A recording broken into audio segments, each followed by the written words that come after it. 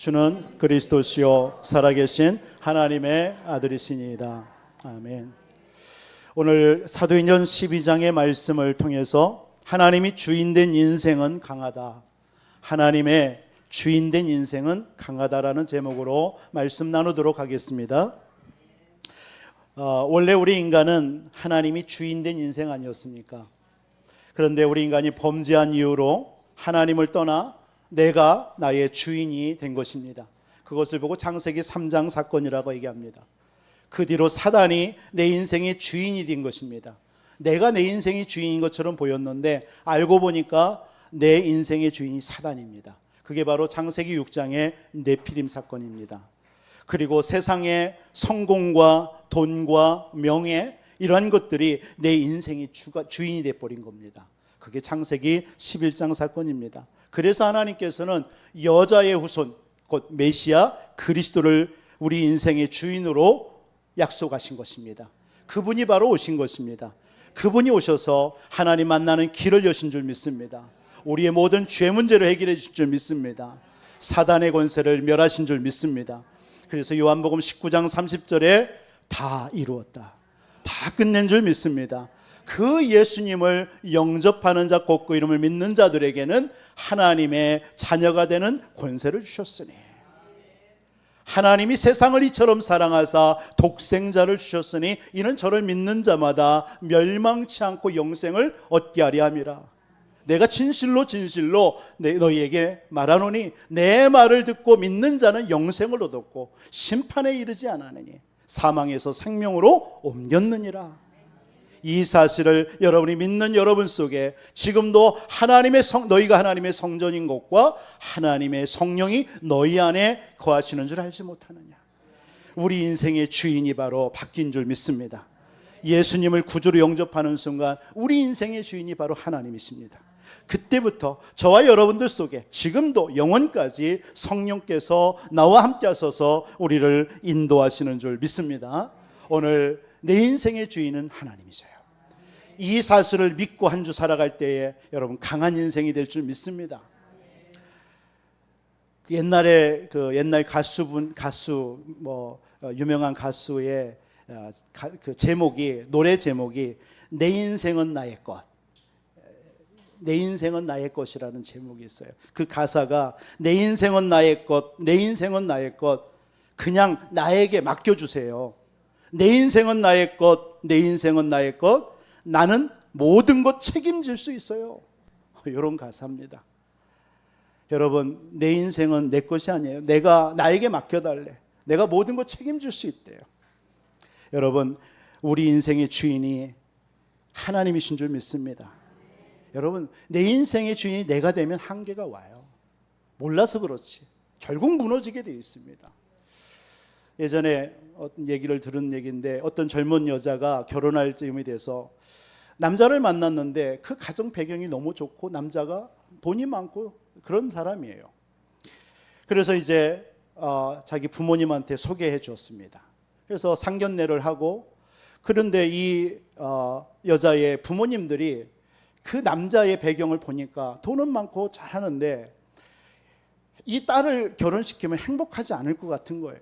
왜냐하면 그 남자의 그 삶이 너무나 좀 바람기가 있고 여러 가지 부분들이 있어서 결혼을 반대한 겁니다. 그래서 안 했으면 좋겠다. 그런데 이때 그 아이가 부모님께 이런 얘기를 합니다. 부모님, 당신들이 나의 인생을 살아주지 않는 거 아닙니까? 내 인생 내가 사는데 왜들 그럽습니까? 라고 하면서 내가 잘 살거나 못 살거나 내 마음대로 하겠습니다. 이렇게 해서 결혼을 했다 합니다.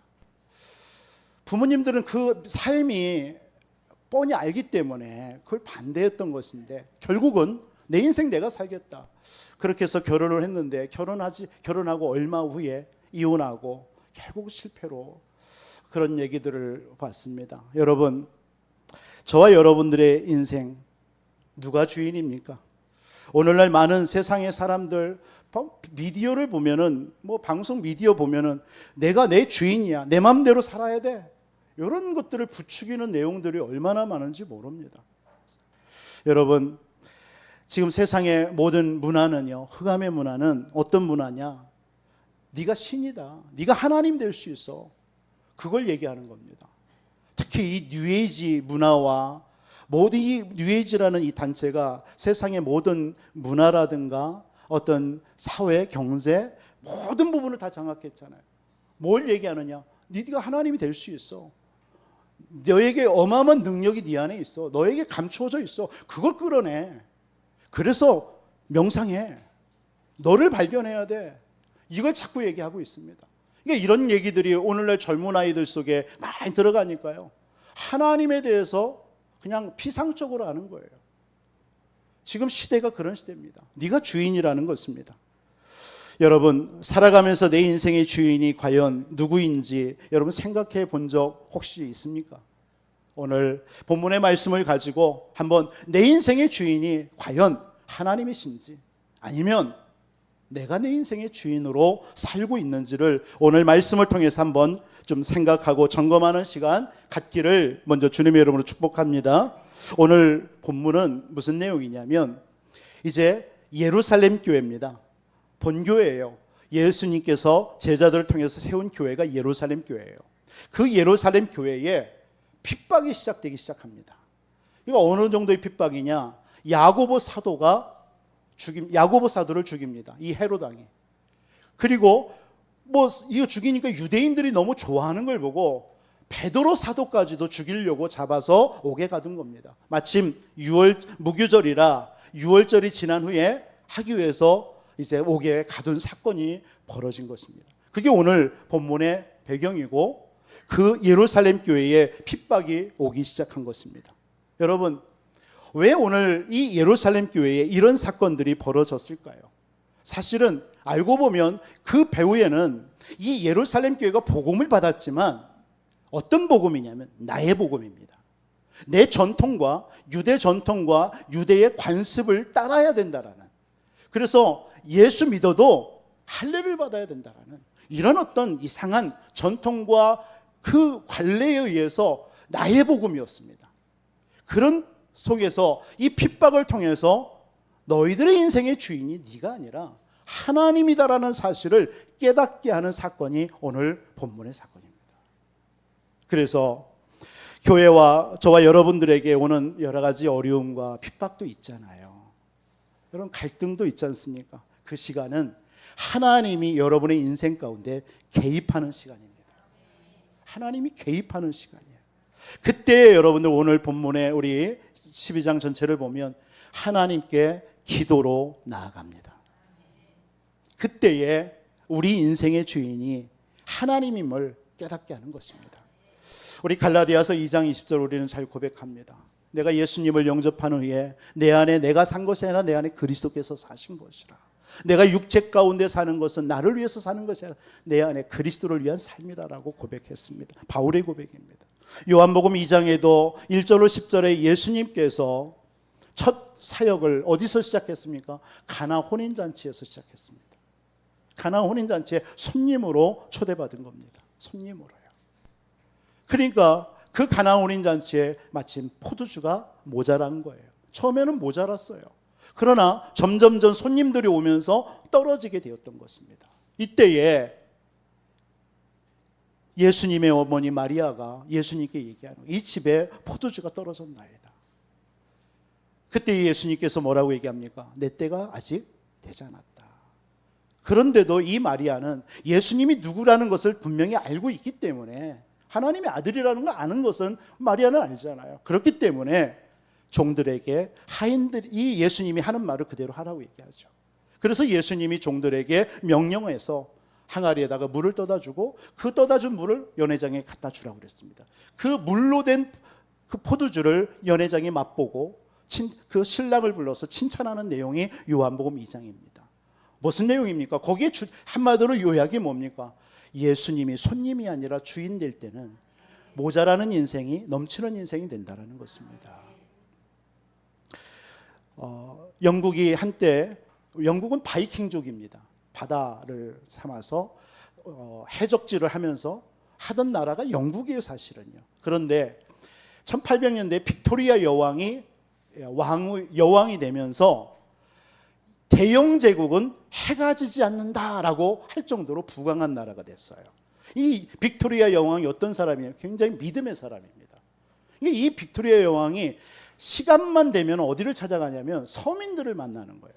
그래서 한 번은 서민들을 만나서 믿음이 좋다가는 과부 집에 들어간 거예요.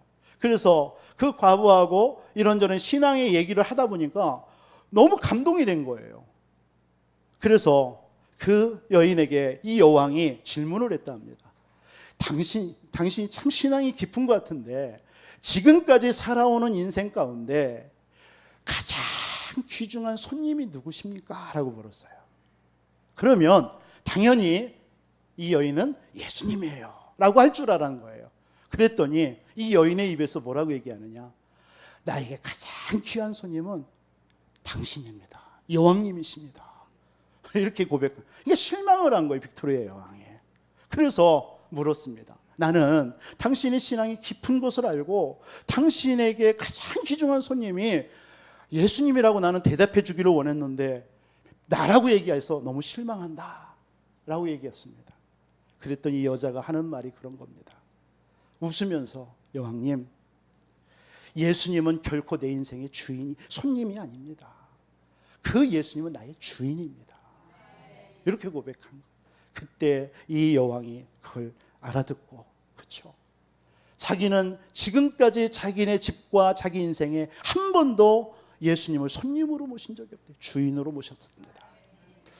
저와 여러분들의 인생에 오늘 예수님은 내가 필요할 때 부르는 손님입니까? 아니면 내가 여러분들이 모시고 있는 주인입니까? 질문하시는 오늘 이 시간 되어졌으면 좋겠습니다.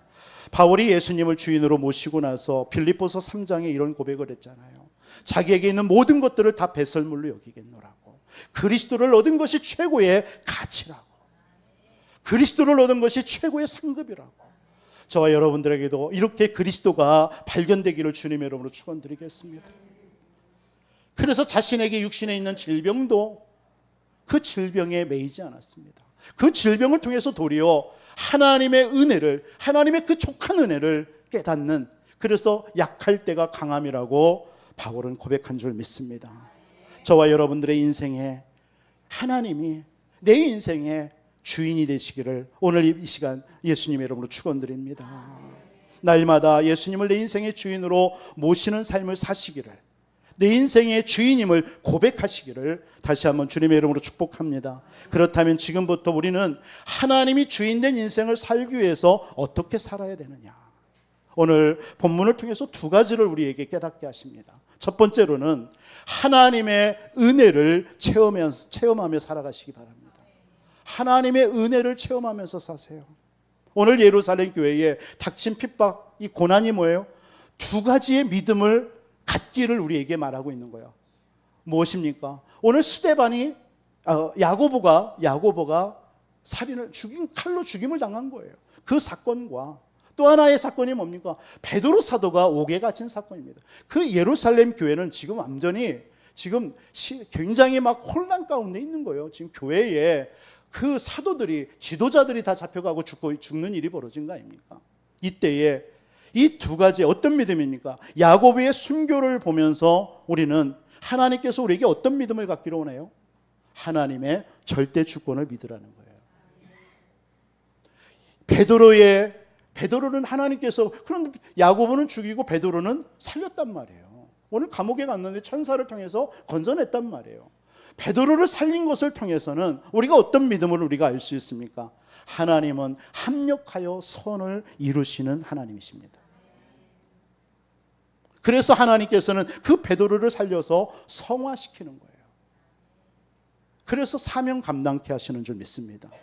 여러분들에게 오는 핍박의 시간이 하나님의 은혜를 체험하는 시간임을 믿으시기 바랍니다. 야고보는 죽이고 베드로는 살렸다. 여러분, 그런 이원론적으로 이 말씀을 해석해서는 안 됩니다. 하나님의 주권과 또 살아있다면 하나님이 합력하여 선을 이루시는 하나님이시구나. 이 믿음을 여러분들이 꼭 갖기를 바랍니다. 여러분, 창세기 5장에 보면 죽지 않고 죽음을 보지 않고 승천한 사람이 성경에 두 사람이 나옵니다. 그게 노아와 엘리야입니다. 오늘 창세기 5장에 보면 노아가 나와요. 노아는 300년 동안 하나님과 동행하였다라고 그랬어요. 그래서 365세에 하나님 앞에 죽음을 보지 않고 승천하게 됩니다. 그런데 그 아들 무드셀라를 낳습니다. 근데 그 무드셀라는 누구를 낳냐면 라멕이라는 아들을 낳아요. 그런데 이 무드셀라가 라멕보다 더 오래 살아요. 왜 그랬을까요? 왜 무드셀라를 자기 아들 라멕보다 먼저 오래 살게 했었을까요? 그것은 그 노아 시대 때 그 라멕의 아들이 노아입니다. 그 노아 시대 때 임할 저주와 재앙을 이 무드셀라는 알고 있었던 겁니다. 그 사명을 알고 그 노아에게 언약을 전달시키기 위해서 하나님은 오래 살게 하신 거예요. 그게 하나님의 주권이고 하나님이 합력해서 선을 이루시는 하나님의 방법입니다. 그걸 오늘 본문을 통해서는 우리가 깨달아야 된다는 것입니다. 여러분, 성경은 고난이 과연 실패라고 말씀하고 있습니까? 야고보의 순교가 실패입니까? 우리는 간혹 그렇게 생각하잖아요. 야고보는 지금 칼에 찔려 죽였단 말이에요. 비참하잖아요. 우리에게, 저와 여러분들의 삶 속에도 이런 일들이 우리에게도 있다니까요. 성도들에게도. 막 다른 사람은 잘 되는 것처럼 보이는데 나만 안 되는 것처럼 못 계신단 말이에요. 이럴 때 여러분들, 나는 잘못 믿는 건가? 나는 실패한 건가? 이렇게 생각할 때 있을 수도 있다는 거예요. 여러분, 야고보의 순교가 실패입니까? 아니에요. 하나님의 절대 주권인 줄 믿습니다. 여러분들에게 당하는 고난과 실패가 낙심할 일이냐? 아니라는 거예요. 여러분, 하박국 선지자의 우리 고백 알잖아요. 우리 너무 익히 알고 있지 않습니까? 뭐라고 고백합니까?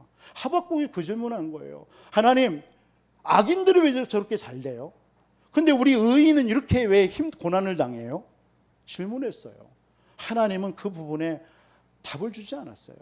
또 묻습니다. 그때에 하나님이 뭐라고 얘기하죠? 오직 의인은 믿음으로 말미암아 살리라. 저 악인들이 잘 되는 것이 오래 잘 되는 것처럼 보이니? 잠깐이야. 너희들이 고난받는 것이 그게 오래될 것 같아? 잠깐이야. 너희는 돌판에다가 하나님의 말씀을 새겨넣어. 그리고 달려가면서도 볼 정도로 새겨넣어. 그 말씀 뭐예요? 말씀 붙잡으라는 거예요. 언약 잡으라는 거예요. 여러분들에게 당하는 고난, 여러분들에게 당하는 현실의 어려움, 그게 아니라는 겁니다. 말씀 붙잡고 언약 붙잡으라는 사인이에요. 하나님의 절대 주권으로 해석하시기 바랍니다. 로마서 9장 21절에 바울이 이런 고백을 하잖아요. 토기장이가 한 진흙덩이로 하나는 귀한 그릇, 하나는 천한 것으로 만들 권한이 없냐라고 물었습니다. 그게 누구예요? 하나님이 우리 인생을, 야고보는 하나님께서 순교하게 하고 베드로는 옥에 갇혀서 하나님이 살리게 한 것도 그건 하나님의 주권 속에 있는 거라는 거예요. 저와 여러분들에게 이 믿음이 회복되기를 주 예수 이름으로 축원드리겠습니다. 우리는 우리의 고난을 통해서 그때에 우리는 뭘 깨달아야 되냐면 사실은요, 어떻게 하면 하나님께 나아가야 될지를 여러분들이 물어야 돼요. 그게 올바른 신앙생활입니다. 바울이 자기에게 있는 질병이 왔을 때 뭐라고 고백했죠? 하나님의 은혜가 족하구나. 그리스도의 능력이 내게 머무는 시간이구나. 이게 바로 바울의 그 환난과 문제를 통해서 하나님 앞에 질문한 내용이었습니다. 그때 깨달아진 거예요. 여러분, 욥이 자녀가 죽고 재산이 날아가고 온몸에 질병이 닥쳤을 때에 욥이 고백한 게 뭔지 아십니까? 하나님, 내가 왜 이렇게 힘듭니까? 이런 고백하지 않았어요. 나의 가는 길을 오직 그가 아시나니 그가 나를 단련하신 후에는 내가 정금같이 나오리라. 여러분, 여러분들에게 있는 고난을 통해서 하나님은 주권으로 해석해야 돼요. 고난이 올 때 하나님의 주권을 통해서 나의 자신을 바라보시기를 주님의 이름으로 축원드립니다. 그래서 내가 무엇을 해야 될지를 한번 물어보세요. 고난은 실패가 아닙니다. 하나님이 좋은 것을 주고자 하나님이 행하시는 일입니다. 오늘 본문이 그걸 말씀하고 있는 거예요. 오늘 사도행전 12장은 우리가 익히 잘 아는 말씀, 예루살렘 교회에 핍박이 온 거예요. 이걸 통해서 주의 천사가 우리 베드로를 옥에서 건져내는 그런 사건들입니다. 이런 사건을 통해서 우리는 내 인생의 주인이 정말 하나님이 맞냐를 점검해야 돼요. 그래서 여러분들이 그 인생의 주인이 맞다라는 것을 위해서 여러분 하나님의 은혜를 체험하시기를 주님의 이름으로 축원드리겠습니다. 베드로는 하나님이 더 사랑하셔서 살려주신 겁니까? 그렇게 생각되십니까? 아니에요. 하나님은 고난을 통해서 합력하여 선을 이루시는 줄 믿습니다.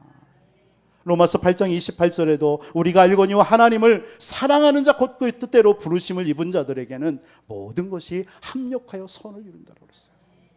하나님은 우리를 이 베드로를 비록 살렸지만 성화시켜 나가는 거예요. 그래서 연단에서 뭐 하려고요? 사명 감당케 하려고. 저와 여러분들에게 닥치는 고난, 때로는 베드로처럼 하나님은 저와 여러분들을 성화시켜서 하나님이 연단해서 사명 감당케 하시는 줄 믿으시기 바랍니다. 핍박과 이 고난의 때 하나님은 개입하시는 거예요. 오늘 주의 천사를 통해서 개입하는 사건을 오늘 우리가 읽지는 않았지만 5절 이후부터 나옵니다. 여러분 이걸 보고 하나님의 은혜라고 하는 줄 믿습니다. 하나님이 이때 주인 되는 시간입니다. 하나님이 주인이 되는 순간 여러분 모든 것이 바뀌는 줄 믿습니다. 오늘 이번 한 주 여러분들에게 이 은혜를 체험하시기를 주님의 이름으로 축복합니다. 우리 인생 가운데 가장 큰 하나님의 개입 사건이 어떤 사건일까요? 저는 생각해 봤어요. 묵상해 봤습니다. 그게 바로 예수님의 십자가 사건입니다. 십자가 사건. 억만죄악이었던 우리 인생, 하나님을 떠나서 죄 가운데서 영원한 저주 재앙을 받을 수밖에 없었던 우리 인생 가운데, 사단에게 종로로 탈 수밖에 없었던 우리 인생 가운데 예수 그리스도께서 개입하신 겁니다.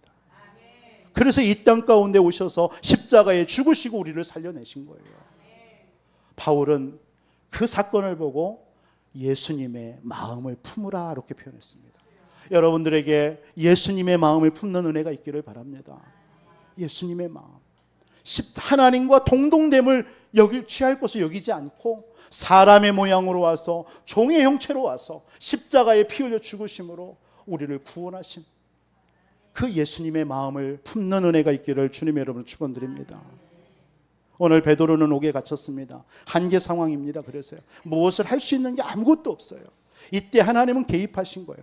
여러분들에게 지금 뭔가 안 되어지고 막히고 지금 답답한 일이 있습니까? 그때가 바로 하나님이 개입하는 시간임은 믿으시기 바랍니다. 오늘 성경은 그걸 말씀하시는 거예요. 그때 뭐 하라고요? 오늘 5절에 보니까 기도하라고 얘기합니다. 우리가 잘 아는 중세시대의 칼빈 목사님은 인간은 전적으로 부패됐다, 타락했다라고 그랬어요. 아무 소망이 없습니다. 오늘 베드로처럼 옥에 갇힌 사람이 뭘 할 수 있는 게 뭐가 있겠습니까? 우리 인생은 하나님을 떠나서 전적으로 타락한 존재예요. 아무것도 할 수 없어요. 그런데 거기에서 하나님이 그리스도를 통해서 우리를 건져내신 겁니다. 그게 전적인 하나님의 은혜입니다. 오직 은혜입니다. 여러분이 그 은혜를 이번 한 주 다시 한번 묵상하시고 체험하는 은혜가 있기를 주님의 이름으로 축원드립니다. 여러분들에게 소망이 없습니까? 그때가 하나님의 은혜의 역사가 임하는 시간인 줄 믿습니다. 우리에게 답답함이 있습니까? 이때가 하나님의 은혜의 역사가 임하는 시간입니다. 여러분의 문이 막혔습니까? 갈등이 있습니까? 그때가 하나님의 은혜가 임하는 시간인 줄 믿으시기 바랍니다. 보라, 지금은 구원을 받을 만한 때요. 보라, 지금은 은혜 받을 만한 때다. 그래서 히브리서 4장 16절에 은혜의 때를 따라 돕는 은혜를 얻기 위해서 담대히 보좌 앞에 나간다고 그랬어요. 우리 사랑하는 성도님들에게 이번 한 주 이 은혜를 얻기 위해서 여러분 주님 성전도 찾고 여러분들이 있는 장소에서 낙심되어지고 답답하고 여러분 갈등되어지지만 그 속에서 하나님의 은혜를 구하는 여러분 되시기를 다시 한번 주님의 이름으로 축복합니다. 하나님의 은혜가 임하면 하나님의 기적이 일어날 줄 믿습니다. 고난처럼 보이지만 그 속에 하나님의 역사가 있습니다. 하나님은 우리를 단 한 번도 그 은혜의 손길에서 우리를 제쳐놓은 적이 없는 줄 믿으시기 바랍니다. 아마 그것은 우리 성도님들이 다 한 번씩은 경험했어요. 단 한 번도 내 인생 가운데 내 인생을 하나님께서 거둔 적이 없어요. 하나님의 손길을요. 맞습니까? 아멘 안 하시는 분들은 보실까요? 하나님은 단 한 번도 우리를 하나님의 손길을 거둔 적이 없어요. 미국은 50개 주가 하나의 나라로 되어졌죠. 근데 그 서부 쪽에 뉴멕시코주라는 주가 있습니다. 원래 그게 이제 멕시코 쪽인데 그걸 미국 땅으로. 근데 그 뉴멕시코주에 인디언족이 있는데 나바호족이라는 인디언족이 있습니다. 나바호. 이 나바호족에 12세가 12세가 되면은 성인식을 합니다. 근데 이 성인식이 독특합니다. 어떻게 하냐면 12세 12세가 된 아이를 그 숲속으로 데려가 가지고 나무에다가 꽁꽁 묶어 놓습니다. 움직이지 못하게. 그리고 밤새도록 묶어 놔요. 그러면 짐승들이 있을 거 아니에요. 짐승들이 물려 죽는단 말이에요. 거기에서 아이의 담력을 테스트한다 합니다. 그래서 성인식을 그렇게 거친대요. 그래서 그 아이는 나무에 묶여 있는 아이는요, 살기 위해서 막 짐승들을 쫓아내기 위해서 소리를 막 발악하면서 지른답니다. 밤새도록. 그러다가 아침에 살았어요. 그러면요, 살았다라는 안도감과 함께 막 의기당당합니다. 왜? 내가 이렇게 살았어. 나는 이제 뭐 이런 어떤 거 있잖아요. 자기가 뭘 해서 살아남았다라는 그런 모습이라. 그런데요, 알고 보면 무슨 일이냐? 그 아이를 숲속에다 딱 묶어놨을 때 부모와 형제와 친척들은요, 무기를 가지고요, 그 아이 주변을 지키고 있는 거예요. 아이는 몰라. 짐승들이 와서 아들을 어떻게 해야 할까봐 지키고 있는 거예요. 밤새도록. 그러면서 그 아이는 자기가 잘나서, 자기가 능력이 있어서 이렇게 살아남았다라고 얘기하는 거예요.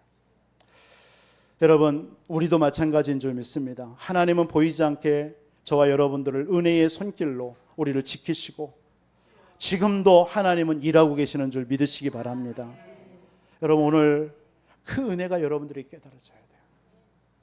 여러분들 하나님의 이 은혜를 깨달으면요, 여러분 뭐가 깨달아지냐면 어떤 것이, 고난이 실패가 아니구나.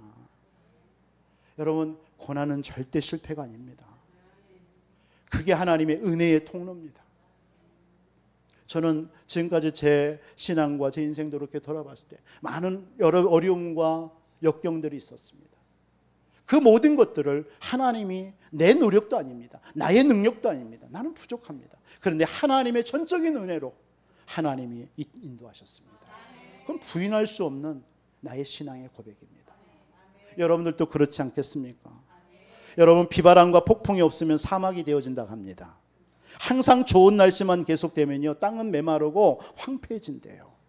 예전에 한번 그 TV를 통해서 남해안 쪽에 녹조 현상을 봤습니다. 그랬더니 막 그 덤프트럭 이런 걸로 해서 황토흙을 막 거기다 실어 나르는 걸 봤어요. 왜? 녹조 현상이 일어나니까. 바다가 죽으니 그렇게 되면.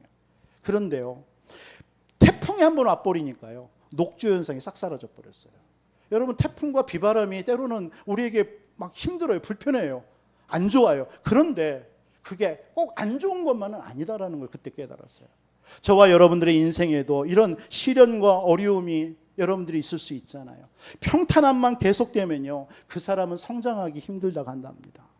여러분들에게 신앙에도 마찬가지예요. 때로는 갈등이 오고 넘어짐도 있고 시험도 들고, 이런 것을 통해서 여러분의 신앙의 성숙함이 일어날 줄 믿습니다.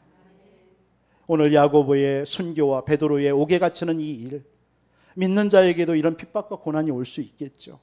여러분, 이때 여러분 낙심하지 마시기 바랍니다. 왜 나에게만 이런 일이 벌어져? 아니에요. 마태복음 5장 45절에 이런 말씀이 있죠. 이같이 한즉 하늘에 계신 너희 아버지의 아들이 되리니 이는 하나님이 그 해를 악인과 선인에게 비추시며 비를 의로운 자와 불의한 자에게도 내려주심이라. 여러분, 해와 비는요, 꼭 그 의인에게만, 나쁜 것은 악인에게만 아닙니다. 의인과 악인에게 공평하게 내려주시는 거예요.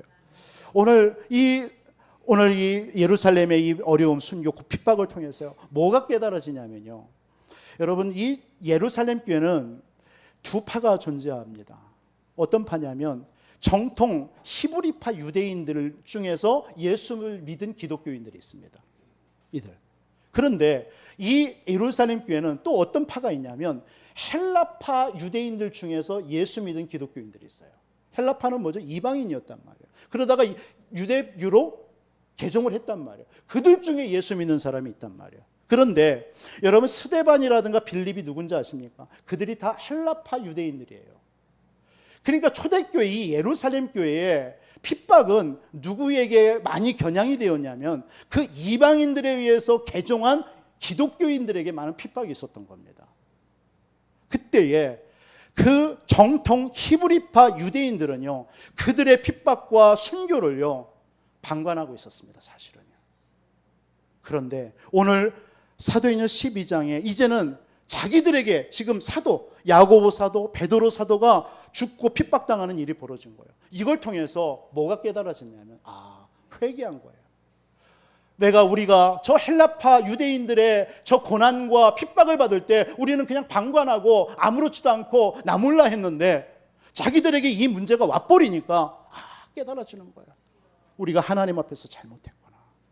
같은 하나님인데 복음 가진 자인데 그게 깨달아진 사건이 바로 오늘 예루살렘 이 교회의 핍박의 사건이에요. 저는 이 말씀을 보면서 오늘날 우리 교회와 오늘날 우리 신앙인들에게도 이 깨달음이 있어져야 되니까 말씀이 묵상이 되어졌습니다. 우리 교회는 어떻습니까? 나는 먼저 믿었고 나는 뭐고 이런 것이 여러분들에게 우선이 되어 있습니까? 누구는 늦게 오고 믿음이 연약하고 여러분들이 서로 방관하고 안일하게 그런 모습으로 우리가 신앙생활 할 수도 있다는 거예요. 우리에게 고난이 오는 것은 그 사건들을 통해서 뭘 깨달으라는 거예요? 우리는 하나님이 그리스도 안에서 하나의 지체구나. 우리가 저들의 아픔을 우리가 그냥 방관하고 말았는데 아니구나. 자신들의 고통을 통해서 핍박이 오면서 그게 깨달아져 버린 거예요. 저와 여러분들에게도 우리 교회에도 이 그릇이 깨어져야 될 줄 믿습니다. 또 오늘 이 본문을 통해서 이 핍박과 고난을 통해서 하나님이 또 하나 우리에게 깨닫기를 원하시는 것이 뭐냐면 하나님이 주인된 인생을 살아야 된다라는 겁니다. 날마다의 삶 속에서 그게 은혜예요. 여러분 모세라는 사람이 여러분 은혜 받고 어떻게 했습니까? 자기 백성이 막 종로로 타는 것을 보고 왕자니까 자기의 힘으로 자기 백성들을 건져내려다가 애굽 사람을 죽이는 일이 벌어져서 살인자가 됐습니다. 과연 그 모세의 그 인생이 불행입니까? 아니거든요. 그걸 통해서 모세의 인생의 주인이 누구인가를 하나님은 다시 한번 모세를 통해서 알게 하시는 시간이었습니다. 그런 시간이 없었다면 요셉은 승승장구했을지도 모릅니다. 왜? 나는 왕자니까. 내 힘으로 할 수 있으니까. 그런데 그 사건을 통해서 살인자가 되면서 쫓기는 신세가 되면서 광야길로 쫓기면서 깨달아지는 거예요. 그렇구나. 내 인생의 주인 내가 아니구나. 하나님이 내 인생의 주인이구나. 저와 여러분들의 인생이 하나님이심을 여러분들이 믿으시고 오늘 여러분들의 인생의 주인을 다시 한번 점검하고 하나님 앞에 서시기를 주님의 이름으로 축원드립니다. 여러분 또한 오늘 이 본문을 통해서 한 가지 더 깨달아야 될 부분이 뭐냐면 삶의 모든 것을 바꾸는 방법이 기도입니다. 그래서 여러분 기도의 능력을 체험하며 살아가시기를 주님의 이름으로 축원드립니다. 오늘 예루살렘 교회가 고난의 때에 하나님 앞에 간절히 기도했습니다. 오늘 5절이 그 얘기입니다. 하나님의 자녀가 기도할 때 불가능한 상황이 가능케 되어지는 역사가 있을 줄 믿습니다. 그때 초자연적인 오늘 주의 천사가 동원되는 역사가 일어난 줄 믿습니다. 그래서 기도는요 어둠을 깨는 거예요. 오늘 보세요. 5절에 그런 말씀이 있습니다. 베드로는 옥에 갇혔고 절망이에요. 절망. 어둠입니다. 그렇죠? 그런데 교회는 그를 위하여 간절히 하나님께 기도하더라. 뭐죠? 그 절망 가운데 희망의 불씨가 살아나는 거예요. 여러분 기도는요. 여러분 기도하는 사람은 이기지 못합니다. 오늘 이 예루살렘 교회는 자신들의 힘이나 배경이나 또 뭔가 구명운동을 통해서 우리 베드로 좀 건져내라, 좀 보내달라 이러지 않았습니다. 그들은 하나님 앞에 기도한 줄 믿습니다. 피난처 되시는 하나님께 나아간 줄 믿습니다. 예수님만이 우리의 도움이시고 피난처가 되시는 줄 믿으시기 바랍니다. 시편 120편 1절로 8절에 보니까 천지를 지신 나 여호와께로소다. 우리를 도우시는 이는 하나님이십니다. 여러분들이 오렴을 당했을 때 무엇을 하려 하지 말고 기도하시기 바랍니다. 기도할 때 하나님의 능력 나타나요. 이번 한 주 그런 체험해 보시기 바랍니다. 오늘 본문의 배경에 기도했더니 하나님께서 주의 천사를 그 옥문에 파송하셔서 그 지키는 자들 속에서 그 지키는 자들은 이 옥문이 열리는 줄도 몰라요. 하나님이 그 베드로를 건져내서 하나님께서 그 기도하는 마가다락방 속으로 인도하신 거예요. 여러분, 기도는 저와 여러분들의 모든 것을, 또 질병이 있다면 질병도 치유하는 능력이 기도인 줄 믿습니다. 여러분의 막힌 문이 있다면 막힌 문을 여시는 게 기도예요. 우리는 너무 잘 알아요. 이런 기도가 이런 것이 있다라는. 근데 우리는 기도에 대해서 실질적으로 하지는 않습니다. 왜요? 힘이 없는 거예요. 핍박과 고난이 오면 우리는 기도하기보다는 낙심하고 사람 찾아가고 염려하고 불신앙하기에 급급할 때가 많습니다. 오늘 이 말씀들을 통해서 여러분들이 인생이, 하나님이 주인된 인생인 여러분들에게 기도의 능력을 체험하는 이번 한 주가 되시기를 주님의 이름으로 축원드리겠습니다. 기도 응답이 언제 옵니까? 오늘 6절에 보니까 중요한 말이 나오네요. 헤롯이 잡아내려고 하는 그 전날 밤에, 헤롯은 다음 날 이제 베드로를 잡아 죽이려 하는 겁니다. 근데 그 전날 밤에 하나님은 뭐 하신 거예요? 주의 천군 천사를 파송하셔서 베드로를 건져내 버린 거예요. 헤롯보다 앞서가선 거예요. 다시 말해서 하나님의 응답은 언제 옵니까? 하나님의 때가 있습니다. 하나님의 타임에 응답이었다는 거예요. 그걸 여러분들이 기다릴 줄 아는 저와 여러분 되시기 바랍니다. 여리고가 언제 무너졌어요? 아시는 분 있어요? 하나님의 타임입니다. 나아만 장군이 언제 치유됐어요? 하나님의 타임이에요. 그렇죠? 엘리야가 기도했는데 비가 언제 비 온다라는 걸 알았어요? 하나님의 타임인데 7번째 그 게하시에게 종한테 물어보니까 7번째 대답한 거예요. 저 바닥 끝에 손바닥만한 구름이 보입니다. 그 7번째. 그게 하나님의 타임이에요. 여러분, 하나님의 응답은 타임이 있습니다. 그 타임을 기다리는 것이 기도인 줄 믿습니다. 그게 신앙생활이에요. 그게 예배예요. 사도행전 1장에 보면 4절로 5절에 사도와 함께 모이사 그들에게 분부하여 이르시되 예루살렘을 떠나지 말고 내게서 들은 바 아버지께서 약속하신 것을 기다려라. 요한은 물로 세례를 베풀었으나 너희는 몇 날이 못되어 성령으로 세례를 받으리라. 기다리래요. 그 타임이 있으니까요. 그랬더니 7절에 호련히 주의 사자가 나타나네. 여러분, 호련이라는 말이 영어로는 suddenly, 갑자기라는 말입니다. 갑자기. 여러분 보세요. 하나님이 타임이 돼버리니까 갑자기 그냥 하나님이 역사해버리는 거예요. 응답해버리는 거예요. 여러분들에게 지금 있는 막힌 문제, 여러분들에게 답답한 일들, 여러분 하나님 앞에 기도하시기 바랍니다. 그러면 하나님의 타임에 하나님이 역사해버리는 거예요. 그걸 기다리는 것이 신앙생활이고 그걸 기다리는 것이 기도요. 그게 응답인 줄 믿습니다. 그랬더니 11절로 12절에 보니까 묶인 것이 풀려나는 거예요. 감옥에서 베드로가 풀려나는 거예요. 여러분들에게 있는 묶인 것이 다 해결되는 이번 한 주 여러분의 삶이 되기를 주 예수 이름으로 축원드립니다. 여러분 말씀 받았잖아요. 여러분 오늘 말씀을 아는 말씀으로 그냥 흘러들으면 여러분들 그냥 그런 인생이 되는 거예요. 그러나 하나님이 왜 오늘 이 말씀을 나에게 주었을까? 이걸 여러분들이 붙잡을 때 그러면 여러분 응답이 되는 겁니다. 여러분들에게 있는 모든 것이 건강이, 여러분의 경제가, 여러분들의 환경이, 여러분의 인간관계, 묶인 것들이 풀려나기를 주님의 이름으로 축복합니다. 기도는 하나님의 응답을 여러분 당기는 거라고 그랬습니다. 그렇죠? 그래서 기도가 없으면요, 성도가 기도가 없으면 무기력해요. 그런데 성도가 기도가 있으면요 강력합니다. 여러분 또한 기도의 영역도 넓히시기 바랍니다. 그냥 나만이 아니라 또 내 가족, 내 자녀만이 아니라 진짜 기도의 응답은 중보기도입니다. 중보기도는 뭔지 아십니까? 원수를 사랑하는 겁니다. 내 마음에 맞지 않는 사랑까지도 위해서 기도하는 게 중보기도입니다. 그 힘은 강력합니다. 237과 5천 종족을 위해서 기도합시다. 또 우리 사랑하는 성도들, 또 내 주변에 그런 영혼들을 위해서 기도합시다. 하나님이 주인된 인생, 하나님은 강하게 하실 줄 믿습니다. 여러분들의 인생은 나의 것이 아니에요. 그 가수의 고백이 그게 아니에요. 내 인생은 나의 것이 아니라 내 인생은 하나님의 것인 줄 믿습니다. 하나님의 것이에요. 하나님이 사용하시기를 원하셔서 저와 여러분들 창조하셨다는 거 마지막으로 기억하시기 바랍니다. 이사야서 43장 7절 말씀입니다. 내 이름으로 불려지는 모든 자 곧 내가 내 영광을 위하여 창조한 자를 오게 하라. 내가 지었고 그를 내가 만들었느니라.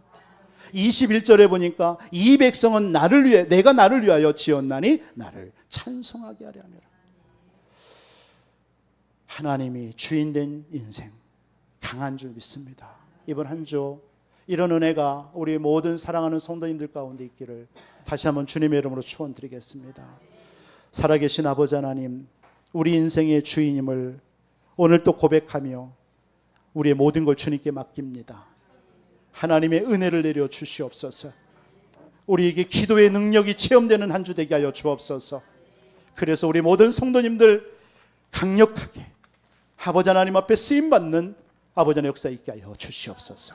우리 교회가 하나님 앞에 하나님의 손에 붙들려 쓰임받는 교회로 축복하여 주옵소서. 살아계신 주 예수 그리스도의 이름으로 기도하옵나이다. 아멘.